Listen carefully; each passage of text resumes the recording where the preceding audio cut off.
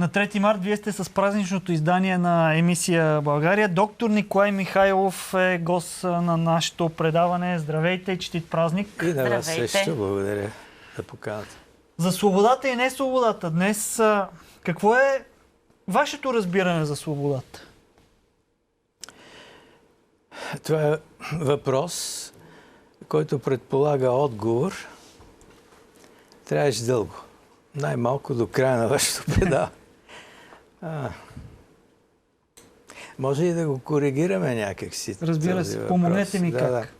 Все едно ще почна да отговарям и накрая ще се разбера какъв въпрос сте задали. Добре. Вижте, това е едно преексплоатирано понятие, вярно. Ние живяхме последните 25-30, а някои ще кажат много повече години под знака на свободата, на романтиката на свободата, на жаждата даже със свобода. Патетично на изстраданата свобода. Дали е получена или не е друг въпрос. Когато рухна тоталитарния свод, имаше опиянение буквално. Именно от свободата. Това за всички, които са преживяли този период, е нещо абсолютно незабравимо. Моето поколение има щастието да участва в това пиянство и да понесе нещо от махмурлука на това пиянство, защото след пиянството има махмурлук по неизбежност. А младите поколения ще се умеят ли да се опиянят от това усещане и чувство? Ще им липсва този опит. Ще им липсва както опита на внезапната свобода, на подарената свобода, така и опита на онази жажда и на ония глад за свобода, защото тоталитаризма, каквото и да говорим, беше школа, едно училище с до голяма степен деспотичен дисциплинарен ред, трудно за преживяване, с забрани, които посягаха на човешкото достоинство. Около това не може да се спори въобще. Каквото и да говорят днеска, хора, които опитват носталгия. Виждаме различни символи на свободата, различни статуи на свободата, построени във всички краища на света. Трябва ли да имаме символ на свободата и конкретен предмет, статуя, място, като това, например, с което да я свързваме и да отдаваме почет? Аз не мисля, че се налага да има специално някакъв паметник на свободата, защото това я идолизира, превръща я в богиня на свободата, както се изразява Стоян Михайловски. А богинята на свободата има някаква особена и опасна тенденция да се превърне в блудница на свободата. Това отново принадлежи на Стоян Михайловски, който не е достатъчно четен, подценен е. Свободата е нищо, ако няма предметно съдържание. Има два типа свобода. Свобода от, за тази споменах няколко думи, свобода от комунизъм, например. Но, когато тази свобода връхлети един народ по геополитически декрет, тогава той ще се запита тази свобода от какво предназначение има. И ще се досети, че има и свобода за. И тук започва големия проблем. Защото в процеса на този саморазпит един народ може да се досети, че е бил освободен, но че не е успял да бъде свободен. И че не успява да бъде свободен. Защото, пак ще повторя, същинската свобода е специфично усилие, труд, дълг, борба, зрялост. Тя е благородство, достоинство, качество на хора и по-внимателно казано на личности, които не се борят за свобода, а за ред и закон. Така казва Гьоте. Благородният човек се сражава ежедневно, вярно е, но не за свобода, а за ред и закон. Защото свободата се осъществява в материята на живота, в конкретността на живота, в обстоятелствата на един реализиран смисъл.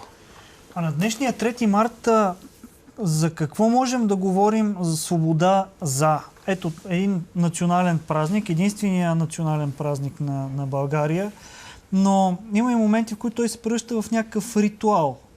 Много хора използват деня за почивка, пътуват със своите семейства.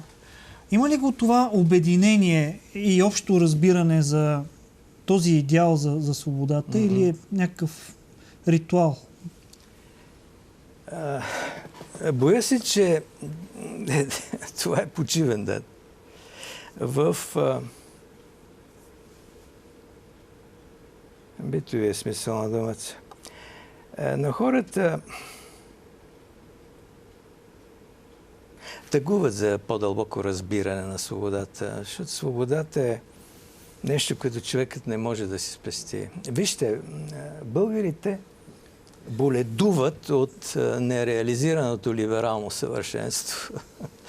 Те са тормозени от един идеал, наречен европейски, който е късен културен продукт на реализирана свобода, на благоденствие в либерален режим, който нашата страна по някакъв начин не успява да постигне, но има този идеал за свой императив. При това положение непостигнатия дълг се преживява като вина, като дискомфорт, като пустосване на себе си, като нещо служещо за перманентно самообвинение, даже за национален нихилизъм. Това е някаква особена такава аберация на съзнанието. Друго е по-интересно. Свободата е абсолютно неосъществима за националната съдба, в историята на един народ, без интелигенция, без културен елит, който ще възложи върху себе си дълга да пренася културните наследства, това, което задължава. Да ги пренася, разбира се, не пасивно механически, като някакъв своеобразен културен диктат, от който няма изход, като някаква, тъй да се каже, диктатура на анахроничното в културния смисъл. Но, ако сме народ, имаме произход. Ако имаме произход, имаме и какво да помним. Народ без благодарна и благородна памет не може да бъде свободен, защото няма основанията на своето достоинство. Достоинство на отделния човек, който е постигнал просперитет, е смешна работа, не си заслужава. Това е, може да се каже, еснавски идеал даже. Това не е свободата на един народ. Един народ трябва да има капацитет за благодарна и благородна памет. Например, на този ден е хубаво да се обиколи паметника на медицинските чинове в докторската градина, които са положили тук костите си. Всяка неделя, по време на Божествената света литургия, свещеника произнася възглед за император Александър Николаевич и за всички войни, паднали на бойното поле, за вярата и освобождението на нашия народ. Без тази памет българския народ е в състояние на някакво специфично и виновно безпаметство, независимо от всичко, което биха могли да кажат амбицираните либерали.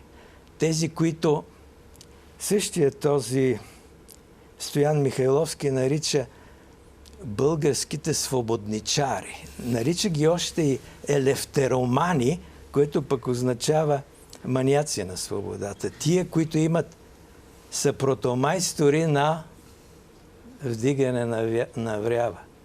А освен паметта, какви достоинства и постижения имаме ние днес, които могат с гордост да ни провокират да провесим българското знаме от терасата си, пък и изобщо да признаем 3 март като наистина наш си празник? Имаме ли някакво общо разбиране за тези достижения и постижения? Българите са разделени по този въпрос. Аз мисля, че неофициално усилието в българската национална доктрина да бъде държавна доктрина, да бъде заличена паметта за Русия като освободител, е безспорно налична. Безспорно налична. Това, което цитирах от литургията на свети Йоан Златоуст, е нещо, което задължава хора с памет и хора с чувство за българска история и за задължаващата традиция. Но срещу тази памет има огромна и систематизирана съпротива. Защото има идея за това, че нашето движение към Европа предполага нашето скъсване със собственото ни минало. И загуба на памет за българската литургия. За българския Великден, както казаше Тончо Жече. Това е огромно недоразумение и представлява някакъв вариант на падение на българския културен елит. Мисля си аз. Ако не на целия, на тези свободничари или елефтеромани, за които говори Стоян Михайловски. А какъв е модерният българин? Направихте една съпоставка, че тогава са давали живота си за една обща кауза. Днес българина, вярно, не е нужно да дава живота си, но каква е общата кауза? Има ли общ идеал? Защитава ли го? Не. Мисля, че няма. Мисля, че няма. Има един парадокс на българското актуално бленуване, на този сън в будност, наречен български път към Европа. Първо, това поколение, към което принадлежа, мечтаеше страстно за една Европа, която той помни от своя образователен процес, от това, което знае за нея. И това, което представлява класически Европа. Това е мечта за класическата Европа. За Европа на свещените камъни, както се изразяват. На големите културни свидетелства. Тази Европа днес не е същата Европа. Това е пост-Европа. Тя самата знае това. Знае, че е самоизпаднала. Че е в своеобразна безпътица, даже в разпътица. При това положение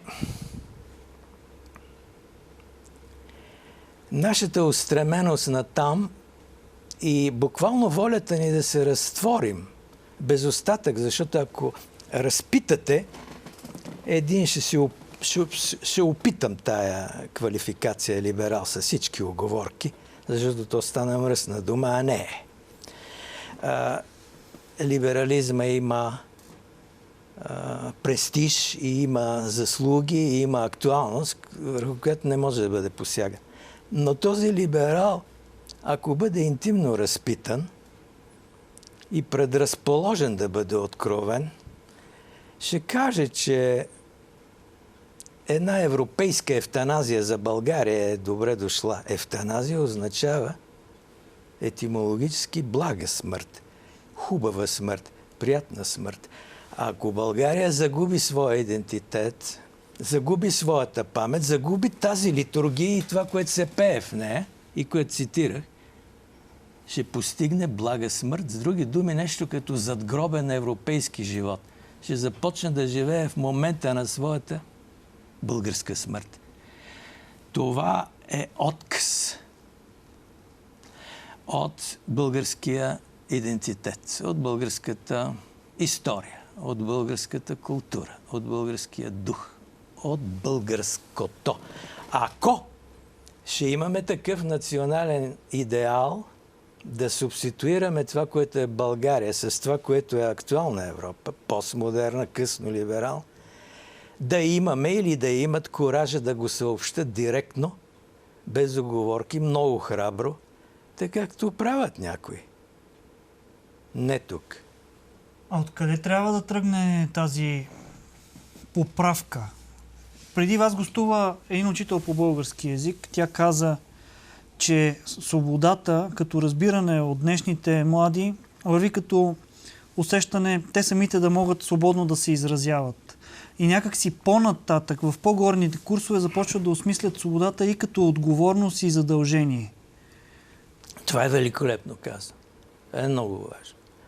Защото свобода без дълг е пуста дума. Буквално.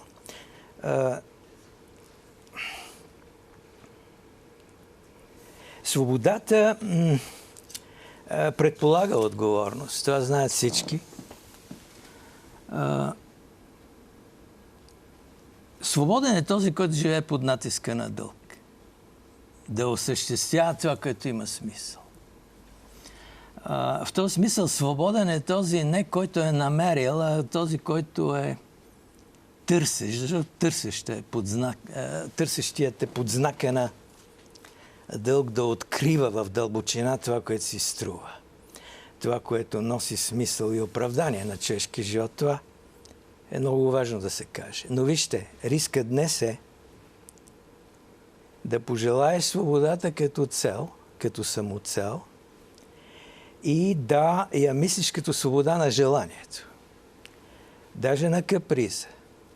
Да кажеш така, защото в ултралиберална перспектива свободата е точно това.